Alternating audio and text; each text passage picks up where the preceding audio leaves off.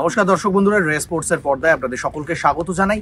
এই মুহূর্তে আমরা রয়েছি ইস্ট বেঙ্গল মাঠে। অনূর্ধ্ব 17 ডার্বি 0-0 গোলে অমীমাংসিতভাবেই থেকে গেল এবং 1 পয়েন্ট নিয়ে সন্তুষ্ট দুই দল।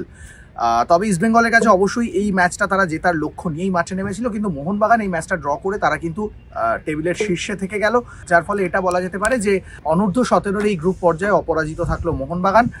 আজকে কিন্তু দুই দলই ভালো ফুটবল খেলেছে এবং ইস্ট বেঙ্গল তারাও কিন্তু প্রচুর সুযোগ তৈরি করেছিল এবং শেষ মুহূর্তে মোহনবাগান তাদের কাছেও কিন্তু গোল করার সুযোগ এসেছিল, একটা শট যেটা কিন্তু ক্রসবারে লেগে প্রতিহত হয়, যার ফলে কোনো দলই গোল মুখ খুলতে পারেনি। অন্যদিকে ইস্ট বেঙ্গলের দেবাশিস রায়চৌধুরীর শট সেটা কিন্তু গোল লাইন সেভ হয়, যার ফলে সেখানেও কিন্তু একটা হতাশার ছোঁয়া রয়েছে ইস্ট বেঙ্গল শিবিরে। ম্যাচ শেষে দুই দলের কোচই জানালেন তাদের কথা। একদিকে ইস্ট বেঙ্গল হেড কোচ বরুণ সেনগুপ্ত, তিনি বলছেন যে অবশ্যই আমাদের এটা 2 গোলে জেতা ম্যাচ ছিল, কিন্তু আমরা গোল করতে পারিনি, যার ফলেই আজকে ম্যাচের ফলাফলটা এরকম। তবে চোট আঘাত একটা পার্থক্য করে দিচ্ছে, এমনটাই মনে করছেন বরুণ সেনগুপ্ত।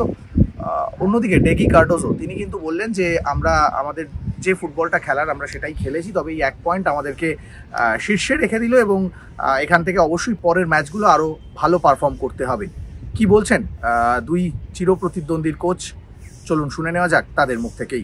3 পয়েন্ট ফেলে আসিনি, 2 পয়েন্ট ফেলে এলাম, 1 পয়েন্ট পেলাম। বাট পরের ম্যাচগুলো তো আরও ক্রুশিয়াল, কারণ আমাদের দু একটা প্লেয়ার ডেভেলপ করছে, বাট ইনজুরিটাই আমাদের মানে খুব, এমনি দুটো ছেলে প্লাস্টার হয়ে বাড়ি চলে গেছে।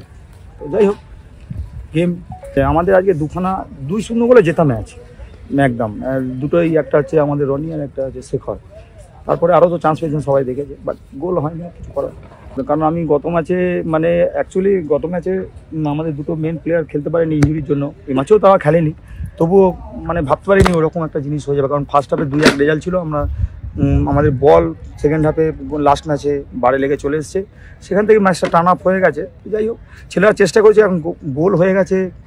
এখন এরা ইউথ, এদের ব্লেম দিয়ে ঠিক হবে না। ওরা আগামী দিন এখন অনেক বাকি আছে, ওরা ভালো খেলবে আশা করি। ম্যাচ বাই ম্যাচ আমরা চিন্তা করছি, ম্যাচ বাই ম্যাচ, কারণ এখন আগে থেকে টার্গেট নিয়ে লাভ নেই, কারণ ছেলেদের খেলতে হবে, রেজাল্ট করতে হবে, তবে না target. See, when you come away, even if you are physically fit, tactically sound team, but mind plays a big role here. Especially you go in a away game and playing a second derby for the U17. It's mentally, it's all mind game. I feel we did quite well, but we could have done better. Again, the point comes where the players are, they are fatigue level is going high. We have to take care of that. It's all about managing their load and underload in the training sessions. And we have 3 days off now, and we'll be working on that to get the players recovered and the focus on the next game now. See, as I said it earlier, we need to focus on players' recovery, and AFF should consider this. It should be a long tournament. It cannot be a small tournament where there is no development, because there is an age gap. After U17, we should go to the reserve team. So we have to focus on that. I've been talking to my management as well, to work on this, and talk to the officials in AFF where they can have a big prolonged tournament, and so the players get good game time and develop and move to the next level. See, it's important, to keep the clean sheet. That is what is required.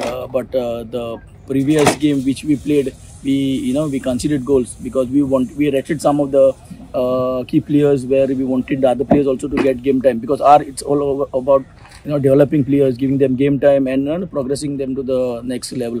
So yes, the defense was good. We were good. Aditya was very good.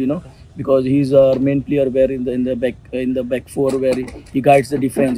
And he's also very clinical in all the duels, in the aerial balls, and he's also composed when he have the ball. So that. East Bengal মাঠ থেকে ক্যামেরায় শুভম মণ্ডলের সঙ্গে সৌরভ মুখার্জি, রে sports.